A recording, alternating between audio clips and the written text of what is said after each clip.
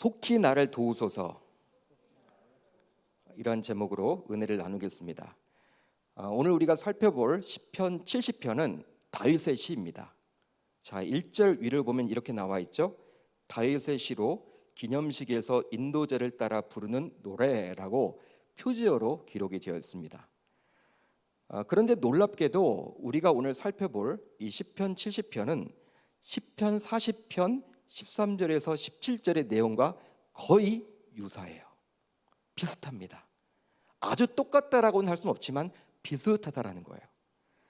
따라서 이처럼 성경에 두 번씩이나 비슷한 내용이 반복되어 있음을 통해서 하나님께서 우리 신자들에게 이 시편을 통해서 주시고자 하는 메시지가 분명히 있음을 우리는 기억해야만 하는 것이죠. 또한 당시 다윗이 겪었던 고통을 비록 시대와 상황은 다르지만 지금 우리도 동일하고 겪고 있기에 우리에게도 뭔가 도전을 주고자 함으로 이 말씀을 우리에게 주시지 않았나, 그렇게 우리가 생각을 해봐야 하는 거예요. 따라서 혹시 여러분들 가운데 누구에게도 말할 수는 없지만 극한 환난 속에서 하루하루를 힘겹게 살아가는 분들이 행여나 계시다면 오늘 말씀에 나오는 다윗처럼 행할 수 있기를 바랍니다. 자, 오늘 말씀 1절을 볼까요? 우리 1절을 한번 같이 읽어봅니다. 시작. 하나님이여 나를 건지소서, 여호와여 속히 나를 도우소서. 자, 이 말씀을 보시면 시인인 다윗이 당시 얼마나 절박하고 다급한 처지였는지를 알 수 있습니다. 그렇죠? 두 번 연속 나를 건져달라고, 나를 도와달라고 요청하고 있는 이 다윗의 모습을 통해서 야, 다윗의 상황이 만만치 않구나 우리가 느낄 수 있는 것이죠. 실제로 우리가 삶을 살아갈 때 이런 형편에 처하게 될 때가 참 많이 있죠. 참 많습니다.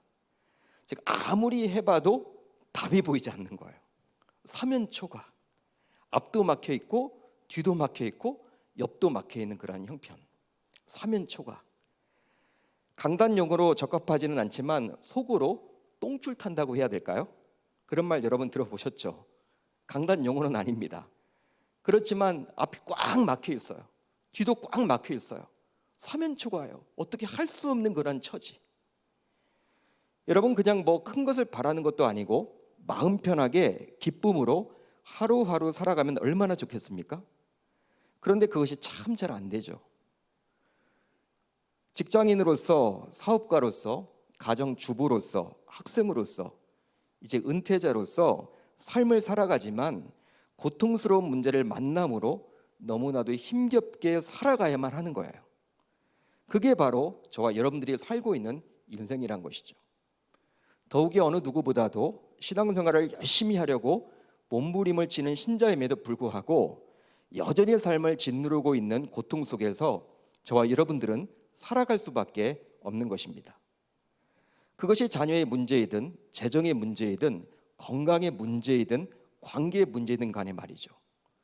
그런데요, 우리가 매주일마다 지금 현재 사무엘상을 통해서 살펴보고 있지만 다윗은 왕으로 기름 부음을 받았음에도 불구하고 왕이 되기 전 무려 10여 년 동안 10년 정도 기간 동안 광야 생활을 겪어야만 했다라는 거예요.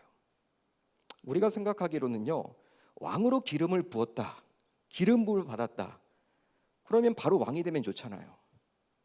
그렇죠? 그게 여러분 순서 아닙니까? 기왕 왕 할 거 그냥 하나님께서 세워주신다고 했으니까 바로 왕이 되면 좋을 텐데 하나님은 그렇게 그에게 허락하지 않았다라는 거예요. 무려 10년이라는 세월 동안 그를 뺑뺑이 돌립니다. 뺑뺑이를 계속 돌리는 거예요. 광야 생활을. 고난을 주는 거예요. 그뿐만이 아니죠. 왕이 된 이후에도 다윗은요, 여러 다양한 환난을 겪었습니다. 왕이 되고 나서 끝난 게 아니야. 또 여러 가지 환난이 있었습니다. 겪지 말아야 될 환난들도 얼마나 많은지 몰라요. 바로 자신이 지은 죄로 인한 고난과 또 죄와는 상관없이 겪어야만 했던, 즉 이유 없는 고통을 그런 수없이 감내해야만 했습니다. 우리아의 아내 밧세바를 범함으로 얼마나 여러분들 힘들었습니까? 처참해지죠. 힘들었죠. 근데 그것뿐만 아니에요. 자신이 잘못한 것도 없음에도 불구하고 아들 압살롬이 구테타를 일으켜서 왕위에서 쫓겨나기까지 했던 것이 바로 누구였다? 다윗의 삶이었다라는 거예요. 한번 여러분들이 생각해 보세요. 왕이 되었다 그러면 다 모든 게 이루어졌잖아요. 왕이 되었음에도 불구하고 죄로 인해서 고난을 당하기도 하고, 또 죄를 짓지 않았음에도 불구하고 또 아들이 갑자기 구테타를 일으켜서 왕위에서 쫓겨나야만 했던 그런 다윗의 그러한 삶, 얼마나 힘들고 어렵겠습니까? 따라서 이런 다윗의 삶의 여정을 보면서 우리는 우리에게도 그러한 환란이 동일하게 닥칠 수도 있음을 기억해야만 하는 거예요. 단순히 사무엘상을 보면서 야, 다윗의 이야기네, 참 비참하네, 참 어렵게 살았네, 그것으로 끝나면 안 됩니다. 그 다윗의 삶이 바로 저와 여러분들의 삶이 될 수도 있음을 우리는 깨우쳐야만 하는 것이죠. 그렇다면 스스로의 힘만으론 감당하기 힘든 고난 속에서 오늘 시편 70편에 나오는 다윗처럼 저와 여러분들도 어떻게 대처하면 좋을지 한번 살펴보도록 하겠습니다. 우선 응답을 주시는 대상을 정확히 알고 기도해야만 합니다. 여러분 아멘입니까? 응답을 주시는 대상을 정확히 알고 기도해야만 하는 거예요. 자, 오늘 말씀을 보게 되면 극한 상황에 빠져 있지만 다윗은 오로지 여호와만을 찾고 있습니다. 하나님만을 찾고 있다라는 거예요. 자, 1절을 다시 볼까요? 이렇게 기록이 되어 있죠. 하나님이여 나를 건지소서. 하나님이여 나를 건지소서. 또 있습니다. 여호와여 속히 나를 도우소서. 오늘 말씀의 제목이죠. 여호와여 속히 나를 도우소서. 이게 끝이 아니에요. 여러분 이제 마지막 절인 5절을 보세요. 여러분들이 가지고 있는 성경 5절을 보시면 또 이렇게 기록이 되어 있죠. 하나님이여 속히 내게 임하소서. 반복이 계속됩니다. 또 여호와여 지체하지 마소서. 자, 1절과 5절은요 비슷하죠. 그렇죠? 하나님이여 여호와여, 하나님이여 여호와여. 이처럼 다윗은 다른 방법이 아니라 오직 하나님만을 찾아서 그 하나님만을 부르짖고 그 하나님께 도움을 요청하고 있습니다. 하나님만이 답이라는 거예요. 하나님만이 내 문제를 풀을 수 있다라는 거예요. 다른 방법은 없다라는 거예요. 지금 사면초가의 상황에 있지만 하늘은 열려 있다라는 거예요. 앞뒤 좌우가 다 막혀 있지만 하늘을 쳐다보면 하나님이 계시다라는 거예요. 지금 다윗은 그렇게 고백을 합니다. 그렇다면 다윗이 이렇게 하나님만을 찾고 그 하나님께 부르짖을 수 있었던 그 이유는 과연 무엇일까요? 바로 자신의 문제를 해결할 수 있는 유일한 존재는 여호와 하나님뿐이라는 믿음을 가지고 있었기 때문입니다. 믿음이 있었다라는 거예요. 따라서 기도를 하는 데 있어서 가장 중요한 것은요 믿음입니다. 믿음이에요. 기도에 있어서 믿음은 너무나도 중요해. 바로 오직 여호와 하나님만이 내 문제에 답을 주실 수 있는 유일한 분임을 확신하는 그 믿음 말입니다. 다른 믿음이 아니에요. 하나님이 이 문제를 풀어주실 수 있다라는 그것을 확신하는 믿음이에요. 그래서일까요? 자, 야고보서 1장을 보게 되면 기도를 하는 데 있어서 믿음이 중요하다고 야고보 기자는 이야기를 합니다. 제가 읽어드릴게요. 오직 믿음으로 구하고, 다른 것으로 구하는 게 아니에요. 오직 믿음으로 구하고 조금도 의심하지 말라. 의심하는 자는 마치 바람에 밀려 요동하는 바다 물결 같으니 이런 사람은 무엇이든지 죽기 얻기를 생각하지 말라. 두 마음을 품어 모든 일에 정함이 없는 자로다. 아멘. 아멘. 자, 이 말씀을 보시면요 야고보 기자는 믿음과 의심을 비교해주고 있습니다. 믿음과 의심. 그러니까 우리가 기도할 때 믿음으로 기도할 수도 있고 의심으로 기도할 수 있다는 거예요. 이것은 우리가 기도를 하면서도 종종 의심을 하기에 그렇게 해서는 결코 응답받을 수 없다. 이것을 지금 야고보 기자는 말해주고 있는 것이죠. 여러분, 실제로 신자라면 누구나 기도를 합니다. 저도 기도를 하고 여러분들도 기도를 합니다. 신자인데 기도하지 않는다? 그건 신자가 아니겠죠. 진짜 기독교 신자라면 기도를 해요. 다들 여러분 기도 중요하다고 끄떡끄떡 거립니다. 근데 잘 안 돼서 그렇죠. 알아도 안 돼. 그만큼 기도가 어려운 거예요. 가장 쉬운 것 같은 것이 기도인데 또 가장 어려운 게 기도예요. 여러분 어떤 문제가 생겼을 때 누구나 하나님께 기도를 하죠. 믿는 신자이기 때문에.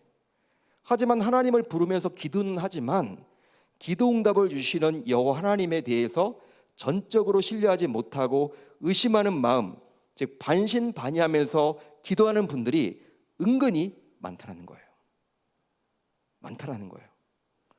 그러기에 오직 믿음으로 구하라는 야고보 기자의 권면처럼 이 권면은 응답을 주시는 여호와 하나님을 전적으로 신뢰하고 기도하라 이런 의미와 같은 거예요. 다른 게 아닙니다. 여러분 어떤 말이냐면 제가 잘 들어보세요. 오직 믿음으로 구하라고 지금 야고보 기자는 이야기를 하고 있는데 이런 권면은 응답을 주시는 여호와 하나님을 전적으로 신뢰하고 기도하라 이런 의미라는 거예요. 따라서 저와 여러분들은 천하 인간의 구원을 얻을 만한 다른 이름이 없듯이 우리들의 기도를 들을 만한 다른 대상도 없다라는 것을 반드시 기억해야만 할 줄 믿습니다. 오직 여호와 하나님만이 우리의 문제를 해결할 수 있는 유일한 분임을 저와 여러분들은 놓쳐서는 아니 되는 것이죠. 그렇습니다. 기도를 하는 데 있어서 기도의 대상에 대한 신뢰는 너무나도 중요해요. 기도의 대상에 대한 신뢰는 너무나도 중요하다라는 거예요. 하지만 현실은 어떻습니까? 현실은 어떨까요? 신자라고 하면서도 오직 하나님만이 내 문제를 해결할 수 있다라가 아니죠. 어떻게 이야기합니까?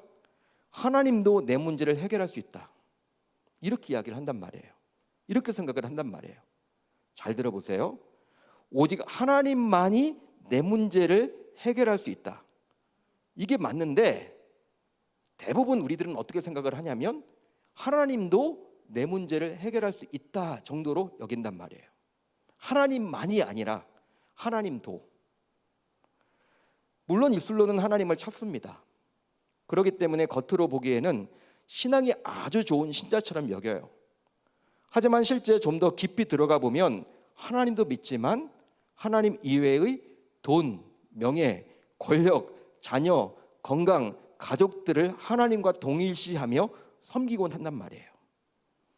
물론 온갖 이유를 대면서 말이죠. 즉 하나님이 먼저 계시고 부모도 있는 거예요. 잘 들으십시오. 오해 없이 들으십시오. 하나님이 먼저 해요. 부모님보다도.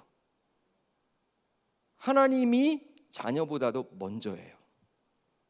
근데 우리는 자녀가 먼저인 경우들이 많아. 하나님 믿는다고 하면서도. 하나님이 있고 나서 배우자도 있는 거예요. 솔직한 말로. 하나님이 먼저예요. 돈보다도 하나님이 먼저예요. 권력보다도 명예보다도 직장도 하나님이 먼저예요. 근데 그런 것들을 하나님과 동일시 여기거나 혹은 하나님보다도 앞세우는 경우들이 얼마나 많은지 모릅니다. 신자라고 하면서도. 그러니 기도를 하면서도 오로지 하나님께만 매달리지 못하고 자꾸 다른 방법에 한눈을 판다라는 거예요. 그렇죠? 기도를 하면서도 그냥 하나님께만 매달리지 못하고 그 하나님만을 붙들고 그 하나님만을 바라보고 나가야 하는데 자꾸 둘러봐요. 옆에를 봐요. 그리고 하다가 안 되면 또 다른 방법을 취해. 그게 바로 저와 여러분들의 모습 아닌가요? 실제로 열왕기상 18장을 보게 되면 그 유명한 갈멜세상의 전투가 나옵니다. 아주 유명한 전투죠. 영적인 전투예요. 하나님을 믿는 엘리야 선지자와 바알과 아세라 신을 믿었던 850명의 선지자가 영적 대결을 벌입니다. 즉 누구의 신이 참신인지를 놓고 맞대결을 벌이죠. 하늘에서 불이 내려와서 각자의 재물을 태우는 쪽이 진짜 신이라는 대결이에요. 하늘에서 불이 내려와야 돼. 그런데 엘리야는 이 중요한 대결을 앞두고 이스라엘 백성들에게 다음과 같이 말씀을 합니다. 우리 한번 같이 읽어봅니다. 시작. 엘리야가 모든 백성에게 가까이 나아가 이르되 너희가 어느 때까지 둘 사이에서 머뭇머뭇하려느냐. 여호와가 만일 하나님이면 그를 따르고 바알이 만일 하나님이면 그를 따를지니라 하니 백성이 말 한마디도 대답하지 아니하는지라. 아멘. 너희가 어느 때까지 둘 사이에서 머뭇머뭇하려느냐. 당시 백성들은 하나님도 섬기면서 풍요를 준다는 가나안 신이었던 바알도 동시에 섬겼습니다. 하나님 안 섬겼던 게 아니에요. 하나님도 섬기면서 바알도 섬겼다는 거예요. 즉 집안에서는 대대로 믿고 섬겨왔던 하나님을 섬겼죠. 집 안에서는. 하지만 직장에서, 학교에서, 사회에서는 세상 사람들이 주로 믿고 섬겼던 무엇? 바알을 따랐습니다. 엘리야 선지자는 중요한 영적 전투를 앞두고 당시 백성들의 처지를 보면서 너무나도 안타까운 나머지 이제 양다리를 걸치는 신앙생활에서 벗어나 오직 한쪽을 선택하라고 백성들에게 권면을 해요. 너무나도 안타까운 나머지. 이런 엘리야 시대 백성들처럼 요즘도 하나님과 돈, 하나님과 자녀, 하나님과 명예, 하나님과 지식, 하나님과 건강 모두를 섬기는 분들이 너무나 많아요. 너무나도 많습니다. 두 가지를 다 섬기려고 한단 말이에요. 즉 교회 안에서는 하나님을 찾지만 교회 밖에서는 돈, 자식, 명예, 지식, 건강이 하나님보다 우선인 신자들이 너무나도 많습니다. 그게 지금 한국교회 현실이에요. 부끄럽게도 목회자인 저 자신도 교회 안과 교회 밖 모두에서 하나님이 우선이라고 말하기가 참 쉽지 않더라고요. 말씀을 준비하면서 나에게 대입을 해보니까 나도 자신이 없어요. 진짜 그런 것 같아. 이게 세속화죠. 목회자도 그런데 일반 성도들도 마찬가지일 거예요. 그렇다면 중요한 영적 전투를 앞두고 왜 엘리야는 당시 백성들에게 하나님이냐 바알이냐를 선택하라고 이야기를 했을까요? 여러분 자기가 지금 해야 될 일이 있어. 대결을 벌여야 돼. 힘을 아껴야 돼. 집중해야 돼. 하늘에서 불이 떨어지도록 기도를 해야 돼. 지금 영적인 전투를 앞두고 왜 백성들에게 이런 잔소리 같은 이야기를 합니까? 아무리 답답하던 하지만 어떻게 이런 얘기를 할 수 있냐는 거예요. 아니 솔직히 자신이 홀로 감당해야 될 그 영적 전투에 집중하기도 벅찬데 왜 엘리야는 백성들에게 둘사리에서 머뭇머뭇거리지 말고 이 양자택일을 하라고 했을까요? 왜 이런 이야기를 했을까요? 바로 영적 전투에서 승리하기 위해서는 오직 하나님께만 의존해야 하기 때문입니다. 믿으시면 아멘.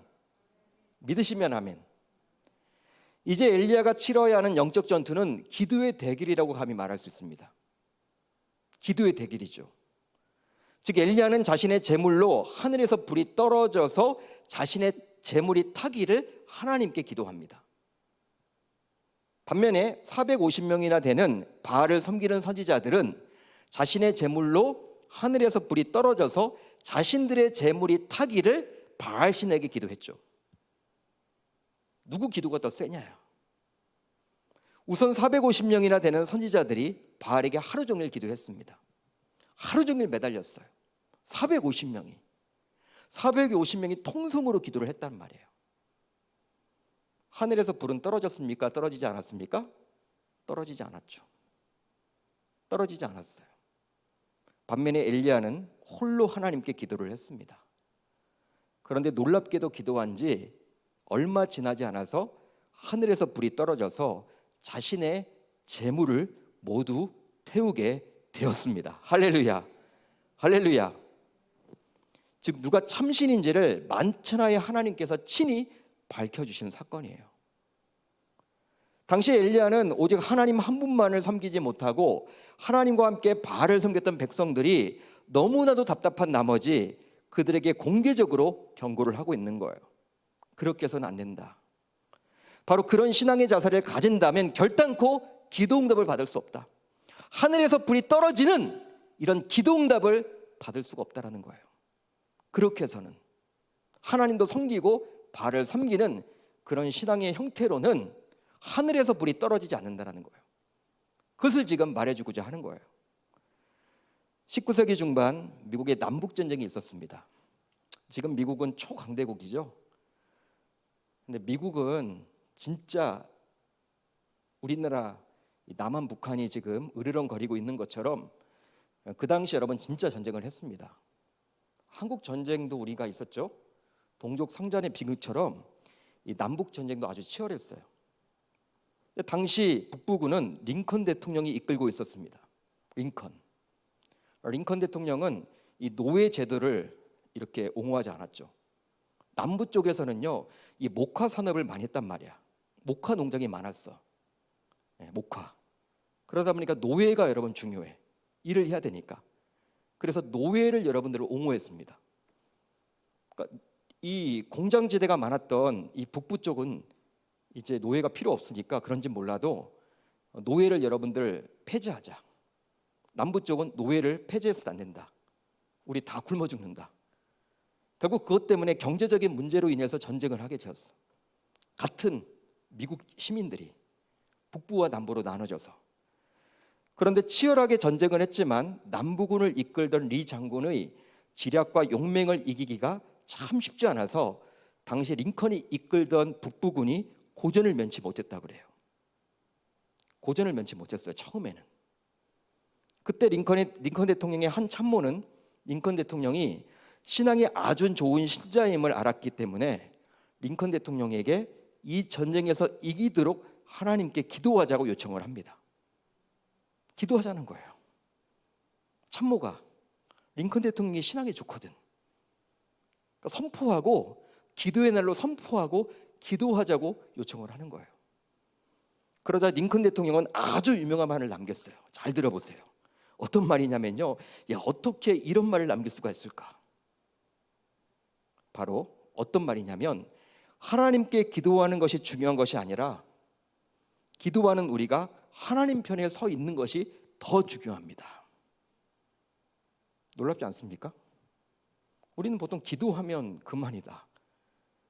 기도하면 응답받을 수 있다. 그렇게 생각하는데 링컨 대통령은 그게 아니라는 거예요. 우리가 하나님 편에 서 있는 것이 더 중요하다. 이 말은 뭡니까? 기도의 대상이 과연 어떤 분인지를 정확하게 알고 그분께 간절히 믿음으로 구해야 한다는 거예요. 그 말이에요. 하나님이 어떤 분인지도 알지 못하는 채 기도만 무작정 한다고 해서 응답받을 수 없다는 거예요. 링컨은 지금 그런 말을 하고 있는 거예요. 야, 우리가 전쟁에서 무조건 기도한다고 되는 게 아니라 우리가 하나님 편에 서야지. 지금 그 말을 하고 있는 거예요. 그렇다면 이제 이 시간 우리의 기도를 한번 점검해 보았으면 좋겠습니다. 과연 나는 응답을 주시는 대상을 정확하게 알고 기도하고 있습니까? 여러분, 하나님을 아는 만큼 기도할 수 있는 거예요. 하나님은 어느 정도 아십니까? 오직 그분만을 신뢰하고 그분만이 나의 문제를 해결할 수 있다라고 여겼던 다윗과 엘리야처럼 과연 기도하고 있습니까? 그렇게 기도하고 있다면 감사하지만 그게 아니라 즉 오직 하나님만이 아니라 하나님에게도 기도하는 신자라면 오늘 말씀을 꼭 기억하사 기도의 대상을 정확히 알고 기도해야 할 줄로 믿습니다. 하나님만이 나의 문제를 해결할 수 있는 거예요. 하나님도 나의 문제를 해결하는 게 아니라 오직 하나님만이 나의 문제를 해결할 수 있다는 거예요. 오늘 말씀에 나와 있는 다윗은 지금 그 신앙을 가지고 있었다는 거예요. 저와 여러분들도 나의 문제를 해결할 수 있는 분은 오직 하나님 한 분만이라고 고백할 수 있기를 주님의 이름으로 축원합니다. 다음으로 무엇 때문에 기도하는지를 분명히 알고 기도해야만 합니다. 오늘 말씀에 나오는 다윗의 기도를 보게 되면 기도의 내용이 아주 분명히 나오죠. 기도의 내용이에요. 바로 자신을 속히 구원해 주시기를 바라는 것과 자신에게 대적하는 악한 무리를 물리쳐 주실 것과 또 마지막으로 주를 사모하는 자들의 부흥을 요청하고 있습니다. 1절에 그런 내용이 나와 있고 2절에 그런 내용이 나와 있고 4절에 그런 내용이 나와 있죠. 그 내용이 바로 1절 이하에 아주 디테일하게 잘 기록이 되어 있어요. 보통 우리는 기도를 하면서도 종종 이방인들처럼 중언부언할 때가 많이 있습니다. 중언부언. 말을 많이 하긴 해. 말을 많이 하긴 합니다. 어떤 특별한 내용도 없이 주저리 기도한단 말이에요. 하지만 오늘 말씀을 보게 되면 다윗은 아주 구체적으로 기도를 합니다. 아주 구체적으로. 정확하게 이것 해달라고 기도를 딱 해요. 물론 우리의 기도를 들으시는 여호와 하나님께서는 우리의 필요와 요구를 이미 다 알고 계시죠. 따라서 우리가 굳이 입술로 내뱉지 않아도 이미 우리의 필요와 간구를 하나님께서는 알고 계십니다. 이건 여러분들이 기억하셔야 돼요.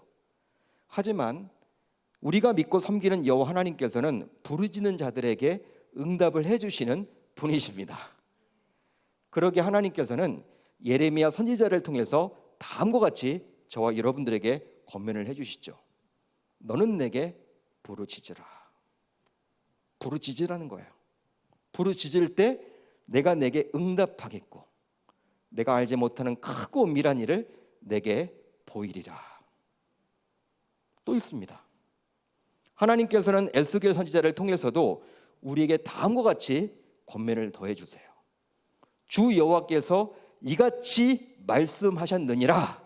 그래도가 중요해요. 그래도 이스라엘 족속이 이같이 자기들에게 이루어 주기를 내게 구하여야 할지라. 아멘. 그래도 기도하라는 거예요. 내가 다 알아도 너희들은 기도하라는 거예요. 그렇습니다. 설령 우리가 기도하지 않아도 하나님께서는 우리의 사정과 필요를 모두 다 알고 계세요. 모르시는 분이 아닙니다. 그렇지만 하나님께서는 우리 신자들의 아버지 되시기에 자녀인 우리가 입술을 열어서 구체적으로 기도하기를 기대하신다는 거예요. 마치 육의 부모인 우리가 자녀들이 문제를 가지고 와서 자신과 상의하기를 원하는 것처럼. 여러분, 부모가 뭘 기대합니까? 자녀들에게? 자녀가 여러분들 뭐가 효도해요?